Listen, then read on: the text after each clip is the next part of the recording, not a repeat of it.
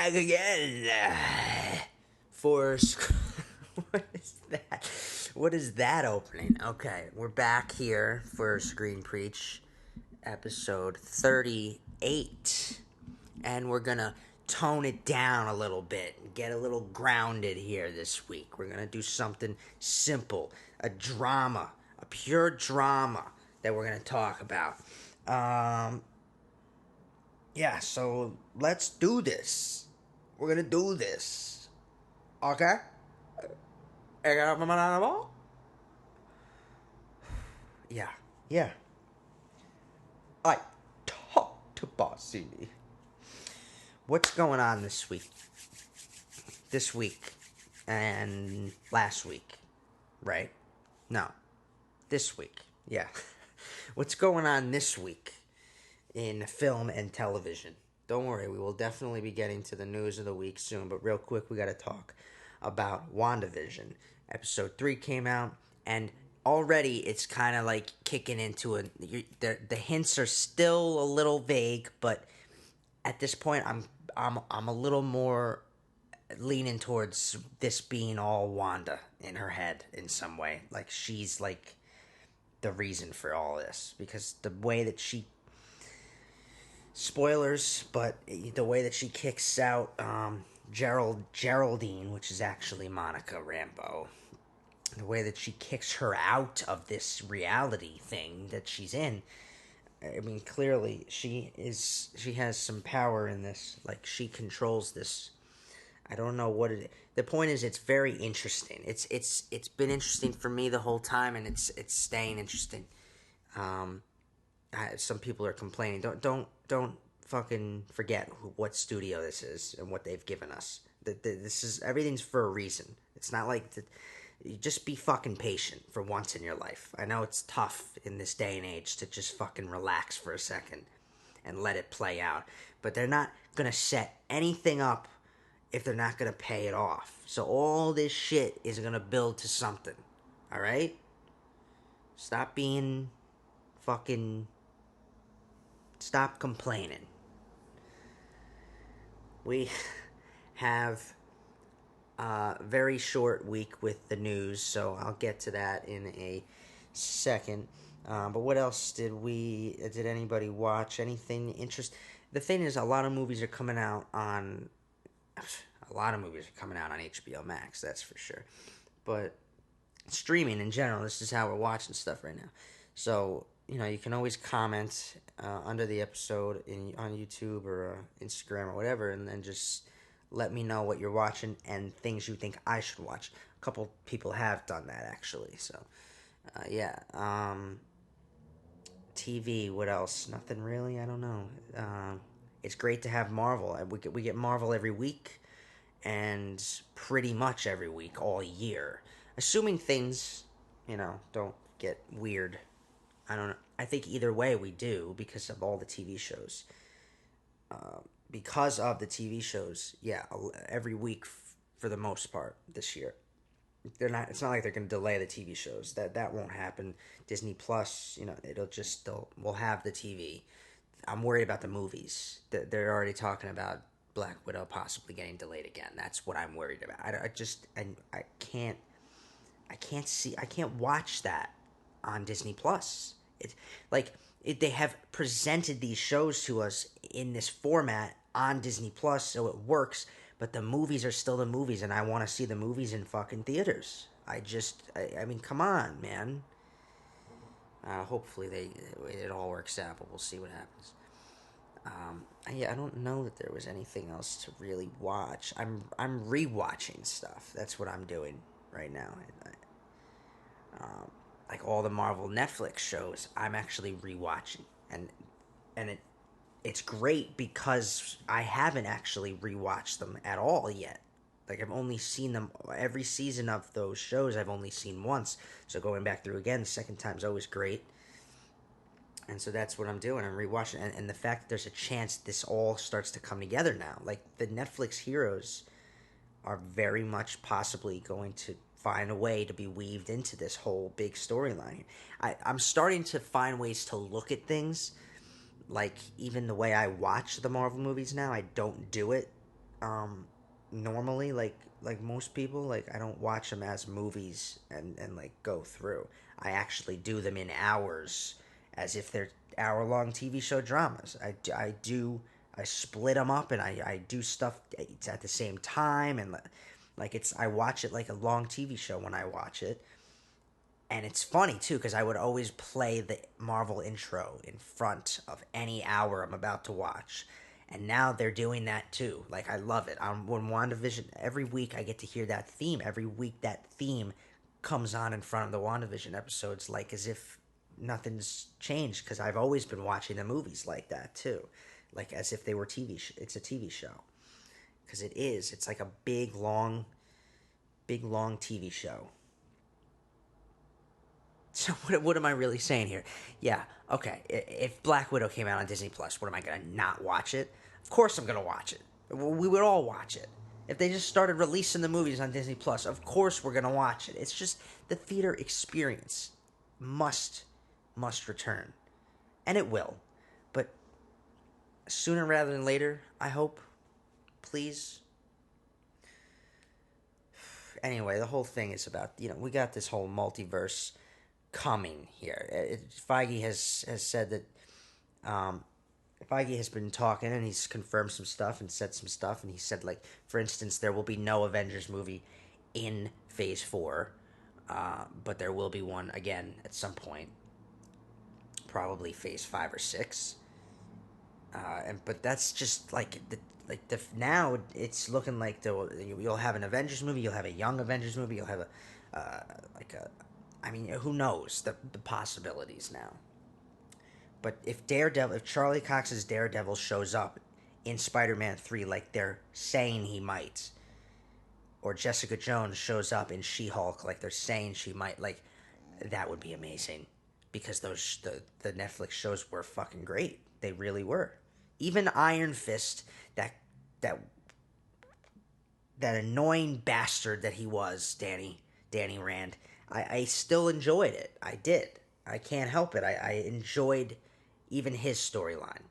And I know it wasn't as good as the other ones, but they were even about to fix that. Like, they made the female lead in that show the Iron Fist at the end of the second season. I forget her name right now, for some reason. I'm forgetting her character's name, played by Jessica Henwick. But she got the power of the Iron Fist. She was about to take over the mantle. So then that would have been great too, because she's in the comics. She teams up with Misty Knight, and there's like a whole thing. And then Danny and Luke have their Heroes for Hire partnership, which could have been its own fucking show. Just possibilities now, like they're endless. Okay, you got to bring them into the fold. Not to mention the fact John Bernthal's Punisher is still the best fucking Punisher that we've ever seen. You're gonna just throw it away. We got the best Daredevil and the best Punisher we could have asked for with those shows. You can't just throw them away. You can't recast either. It wouldn't work. Nobody would like that. I think Feige knows that too. He's not stupid. He's definitely not stupid. Look at what he's done. Yeah, that's it. That's what I'm watching, and that's all I need right now. I'm very busy, so I only get to. It's always the same. I get an hour a night if I'm lucky. Some nights I don't get to watch anything. But yeah, that's what I'm watching. Let me know what you watched. We'll get to what we're gonna talk about today soon. But let's do our quick news of the week, which there wasn't a whole lot of, but we'll just go through real quick. Like, for instance, delays again. More delays. And this is why I'm worried about Black Widow getting pushed again. And then, I mean, if Black Widow's... I think Shang-Chi is after Black Widow, pretty early after Black Widow right now, like in July. They're going to get pushed. If Black Widow gets pushed, it's all going to get shifted again.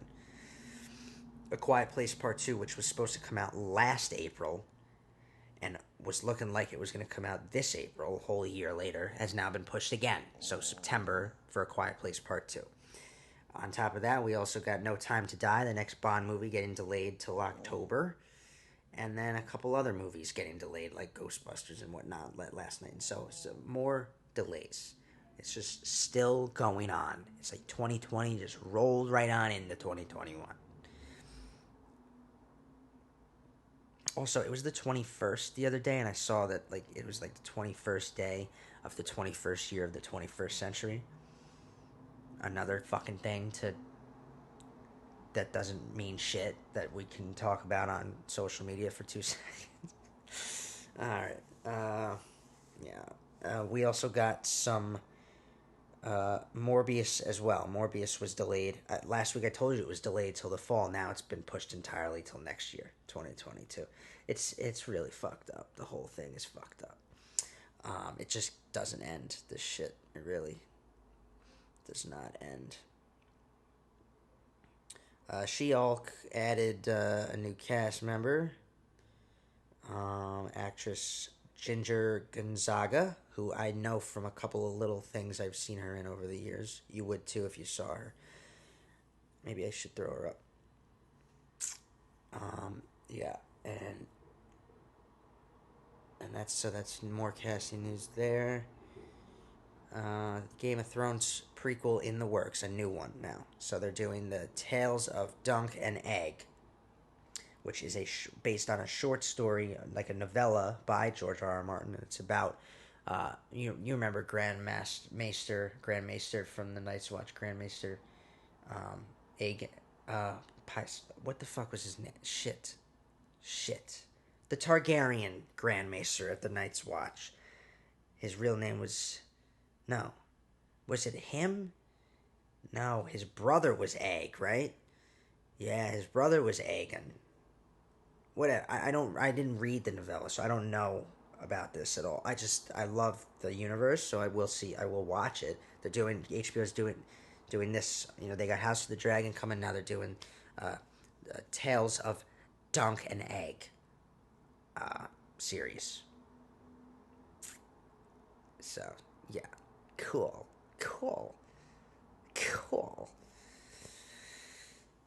Yes. Sign me up.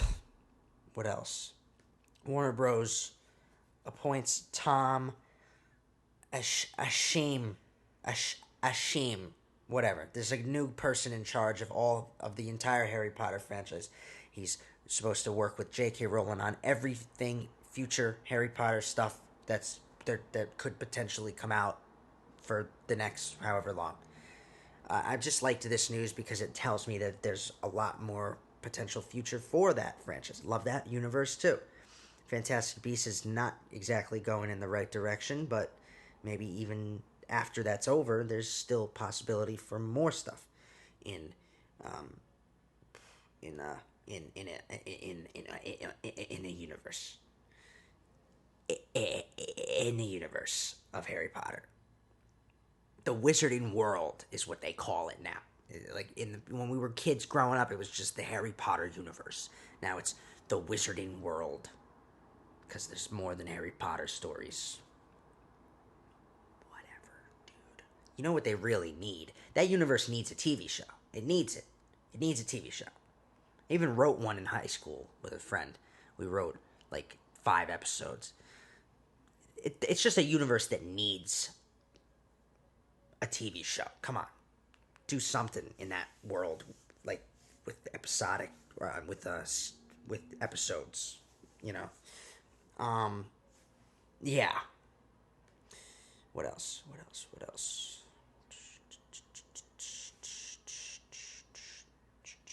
My favorite thing to learn this week was. No, well, I'll save it for the absolute last thing to talk about. Before I say it, there was also this. Will Marvel Studios' series have multiple seasons or just one? And Kevin Feige says it varies. I love this. So, for instance, sometimes it'll just be like, even Star Wars is doing this too. Sometimes it'll have multiple seasons, like The Mandalorian or Obi-Wan Kenobi is like supposed to just be one season. I think WandaVision is one season. This is it for WandaVision. When this ends, this season ends, it's it. But then like a show like Falcon and Winter Soldier, I think is supposed to have 2 seasons, and then I mentioned last week or the week before that Loki is already ready to go for a second season. So sometimes it'll be multiple seasons, and sometimes just one and done. And I think that's cool because the story, you get to spend a lot of time with characters, and then they show up in a movie later afterwards, like because they're important to the entire story overall. So like Wanda and Vision, assuming Vision is actually alive, or coming back in some way. Who the fuck knows what's going on right now? That's why it's so intriguing. It is intriguing, guys. Stop lying to yourselves. And it's crazy because with WandaVision, critics love it, and like fans are torn about it. They're not sure. It's just because fans are a bunch of young bitchy bitches like who can't be patient with fucking anything. It's literally got a 97 on Rotten Tomatoes. WandaVision, a 97. First of all, that's ridiculous. It's not that good. Okay, Black Panther has a 97. Black Panther is that good. Uh, but whatever. I don't know. What will we talk? Yeah, I think it's cool. Sometimes it's one season, sometimes it's multiple seasons. And then Peaky Blinders, which is one of the best shows I've ever seen. That show is just so fantastic. The way it's structured, to the format of it, like everything, like it's coming to an end with season 6, which is filming now and will be out. Season 6 is the final season of Peaky Blinders. If you're not caught up on that, there's 5. The first 5 seasons are right on Netflix to watch. And there's 6 episodes a season. It's a short series, hour-long episodes, but the way that it's done, it's like a long 6-hour movie each season. Like it's like 5 long movies about these characters that it's just, and the time jumps, and it's just fucking. And did I mention Tom Hardy when he's in it, and when he's in scenes he just steals the. But I mean, even just Cillian Murphy, it's his greatest role ever. Thomas Shelby, it's just fantastic. Okay, season 6 is the final season, but creator Stephen McKnight did let us know that there will be a movie after the 6th season to kind of cap off the story. There will be a movie finale. There's going to be a Peaky Blinders movie after the show is done. After. Why do you jump? She jumps. Like, what are you so nervous? Relax. Relax, will you? She thinks this freaks her out, this whole thing, like the podcast. She doesn't know what I'm doing. She doesn't know who I'm talking to. All right. And that's our news. So let's talk about our movie this week. And this week I'm going to talk about Hillbilly Elegy. Yes, it's a great little drama, and it's on Netflix right now. It's a Netflix original film. Just go check it out. And it's fantastic performances. It'll be up for awards. I mean, it should be. If it's not, then it's because political shit. But it is a good little movie, and I will talk about it now in the name of the Godfather, the Son of Odin, and the Holy Jedi. So yeah, right off the bat, there's some of the one-liners, some of the quotes. This was directed by Ron Howard too. It's a good little movie. At one point he says, "Where we come from is who we are, but we choose every day who we become." Yes. Like some of the lines are so right here, like you can relate. And I mean, this is a very touching movie. There's a lot of moments that get you. Now, real quick, I just want to bring this up because I have this structure for the way the episodes go every week, and I always seem to spend a little time talking about the structure, right? That's how I always kick off what I think of the movie. But I want to clarify, structure is not an extreme importance when it comes to good story. character, plot, scene. Those things are more important. That's what makes great movies, is if you have strong characters, strong story, and the scenes are really well put together. Structure, just there's a natural structure when all those things are good. The movie has a natural way of flowing and moving. So yeah, you can think of, there are plot points that are important in every movie, and you can call them out. But I just, as I grow as a writer too, I don't know that you should focus on that as much. When you're writing it, it's not like you shouldn't. These writers, they're not thinking of the plot points. They're just thinking of the way it goes, the story. How does it go, and how does every scene play out, and then a structure takes form. So I won't really go into the structure as much, I don't think, as in the coming weeks. I just think I'll talk about moments in the movie that were maybe impactful or more impactful than other moments.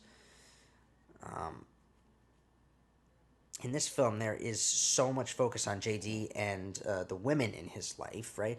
That we pretty much care right from the get go. We care about them. But what's more important is that the writing keeps us caring about them throughout the film, and that's what great writing is all about. We are merely presented with stakes that give the film a flow. He has to choose between family and his future, right? But the real engine of this movie is the subplot, and that is the flashbacks that reveal the real conflict, right? This broken family environment that gave birth to JD. And we get to see the main, almost inciting action sequence of the film, which reveals just what it was like for JD growing up. His unstable mother in her most abusive state, right? When she fucking went crazy in the car, started hitting him and scared him, and he ran away from it. All that shit. Don't forget, there's always spoilers, by the way. Don't forget that. Always. I can't talk deeply about it unless I talk about everything. And yeah, in that moment, it really set the tone for this underlying message of what it's like living in this kind of environment. Kids love their parents, right? If they have any sense of a parent or parental presence in their life, they love that person. They love their parents no matter what. But their idea for these kids who grow up in these environments, their idea of what love is, I mean, it only forms from what they themselves experience. So, like, JD loves his mom just for all those times when she wasn't unstable towards him, right? We see that understanding this is part of JD's journey, and that true forgiveness is the only chance for true growth. But it takes courage and strength from all the characters. I think especially his mother, right? Especially Beverly. She has to really want to change too. Um, and we get that closing moment. We get a final moment in the film between mother and son that shows that arc has been, or at least will be, fulfilled. That they will be able to move on and do better.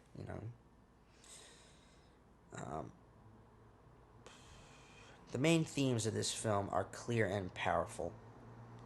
It's obvious stuff: family, sacrifice, forgiveness, chaos. I think is a constant running theme in this. There's always some kind of something happens and a bunch of shit follows, because of it. The list of themes, you can find a bunch. But I think underneath, the story is really about change and it's about growth. It's important that this disease is cured. When I say disease, I mean hatred, right? That it's like a habit. Hatred can keep being, it just keeps coming around, and it's a cycle that has to be broken. Beverly is recycling the habits of her mother, right, or of her family dynamic when she was growing up, right, her environment, and Mama figured out the error of her ways, but and she realized she figured it out too late. So JD was like her second chance to get it right, right? But for JD, he could have ended up down the same path as his mother and his grandmother. There were many times in the film when he almost did go down these darker paths, right? And it's something he has to realize, and he does, and it's something he has to cure. Part of curing it is forgiving his mother, understanding the pain and that she went through, and growing up and everything, and then moving on from it together, breaking the cycle, basically. And at the end of the film, you should have cried a little bit because the story does. I mean, it does what it's supposed to do. It makes you feel what you're supposed to feel. I know that I did at least cry once. Even if you don't know experiences like this in your own life, you can relate to the theme of family and family conflict. Everybody has family conflict. But also family healing. We've all been through shit with our families and then have moved on from it, right? It's all relatable. It's very relatable, the story, regardless of whether or not you experienced something similar. Mostly, I thought the Mama and JD relationship was the highlight of the film because it's Mama who saves him from falling down a similar path his mother did. But she's also brilliantly played by Glenn Close. Not that, I mean, all the performances, I mean, everybody. That sequence where she's tough loving him and helping him get his shit together, Mama and JD, that whole sequence is super important for what becomes the conflict in the main timeline, right? So JD gets out and he has a chance to do better, but he realized it's kind of about realizing that he's only been running away from the problem instead of actually trying to fix it. So this pattern still connects to the way his mother behaves. At one point, he says to her, "I don't know how far I really got, Mom," he says, right? And there's a great crosscut that best expresses what he means by that. Grew up. JD, all grown up, allows his inner pain to come out in a fit of rage. This sequence where he like blows up and runs into the apartment after his mom's boyfriend up the stairs, about to like basically kill the guy. He's trying to break down the door, and at the same time that we're seeing this, we see him in his youth when he was going down a bad path, breaking shit with his friends. It expresses that he never really grew; he just repressed, right? And we get to see the conclusion. We actually get to see the true healing come to its conclusion, facing the problem instead of running away from it. And I think most importantly, too, not giving up, right? Not giving up on family is this idea that's thrown around a lot. It's powerful at many moments in the film. There are plenty of moments that you could have been touched by when watching this movie. And as I said, it's really the performances that it's a powerhouse performance-driven film. It really is. Amy Adams is a scene stealer. Glenn Close is a scene stealer, and they should both be up for fucking Academy Awards. They really should. Ron Howard and J.D. Vance made a good little movie here. And honestly, anyone dismissing the movie because of a political stance, you're just being you're being an asshole. Honestly, that's the word. Like, you're being an asshole. Don't judge something because of somebody's political views. That's just ridiculous. Because remember, at the end of if anything, this movie tells us it's that we're all human. We all have being human in common, no matter what. At the end of the day, we should be a little more sensitive to each other because you never know what someone's been through or what they're going through. So yeah, I have to give it a nice little rating because it is a good little movie. I give it an 8.4 out of 10, and it's good movie. Let's do our fun fact of the week next. Fun fact of the week. Yeah, last week we did Batman. Okay, well, let's keep it all, I guess, drama themed, right? There are a lot of great facts about the making of the masterful film. Let me try that again, because when I do the clip in Instagram later, I like it to flow. So I'm going to go again. Okay. There are a lot of great facts about the making of the masterful film Dallas Buyers Club. And here's a few of them. Well, here's the one that really stands out, right? Did you know that the film's budget was so low that the makeup budget was only $250? The makeup artists were actually able to work with that. And astonishingly, the film's makeup was so good, it actually won them an Oscar for Best Makeup and Hairstyling. That's with $250 budget. This, combined with the extensive 47-pound weight loss Matthew McConaughey went through, made it a unique and authentic tale of a man's fight against AIDS.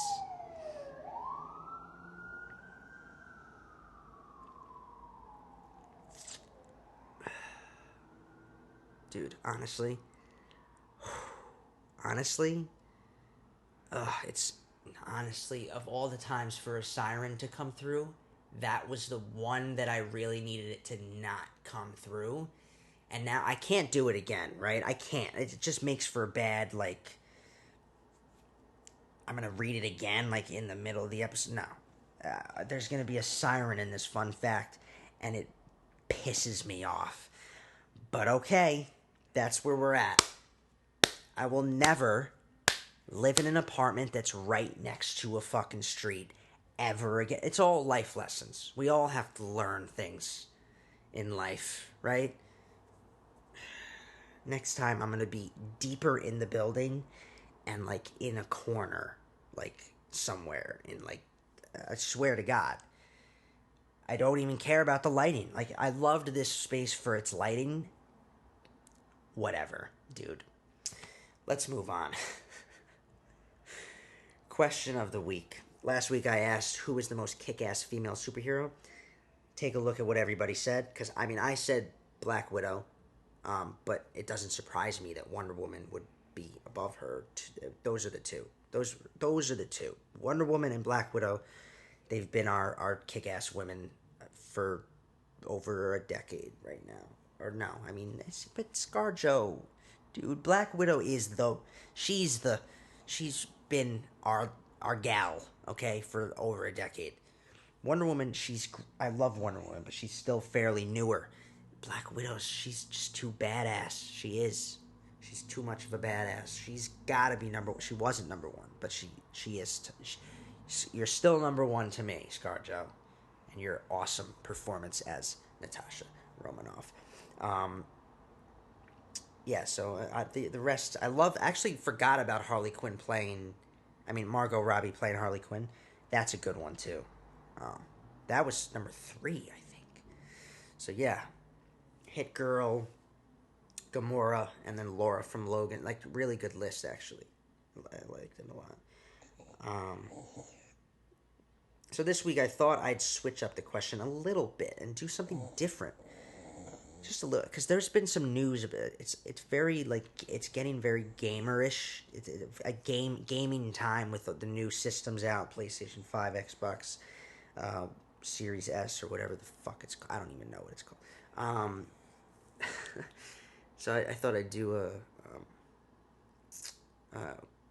question about that.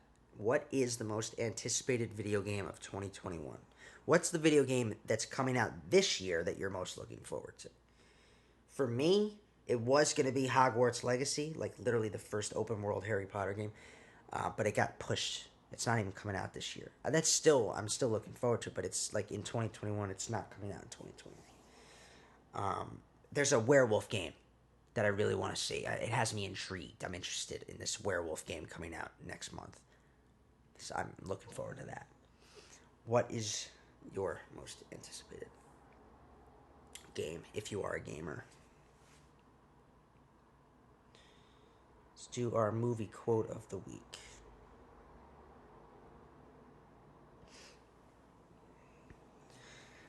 Ready for this one? Are you like me? Huh?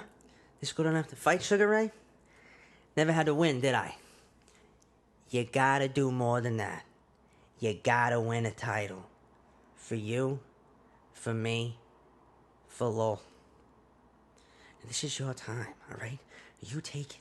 You get out there. You take all the shit you've been through, all the fucking hell, all the shit that we've been through over the fucking years, and you put it out of that ring right now. This is yours. This is fucking yours.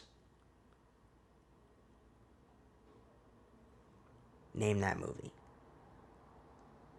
If I said the next line, you'd know what it is easier. And if I said the first line, there's a couple lines in there that make it even easier to know what that's from. But what is it from? Come on, go. I also missed a line, I think, in the middle.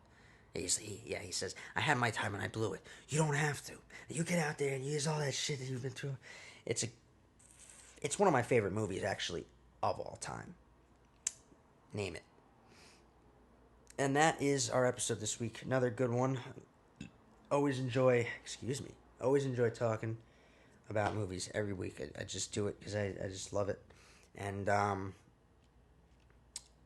so real quick, this week, I saw something interesting. I always like science stuff, so we'll do, caught my attention this week.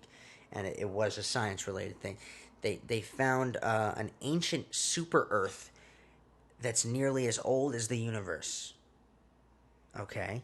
Honestly, it's such pointless, information they give us. Because right? Because they said it's 50% larger than Earth, but bears few other similarities. Which basically means it's a giant Earth that we can't go to. Because it's not habitable.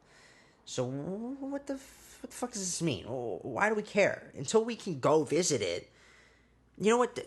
Don't even tell us stuff unless it's okay, we can finally travel to planets really quickly. You know? Something big like that. I don't know. Whatever. I still like hearing shit. So I don't know why I'm complaining. Alright. You know the deal. I am your host, Ben Morganti. Follow the show at Screen Peach. Screen Peach. This time I did Peach. There's a Screen Peach.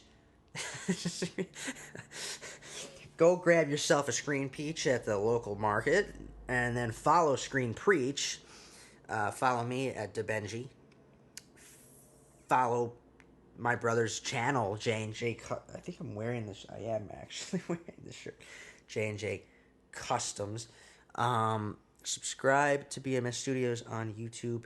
Check out my website, benmorgantistory.com, and become a patron at patreon.com/benmorganti.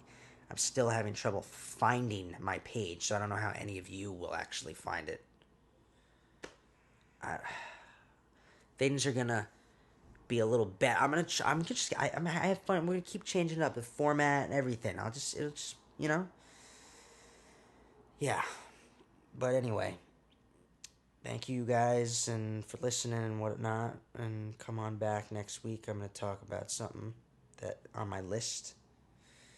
And yeah, have a very cinematic week, everybody.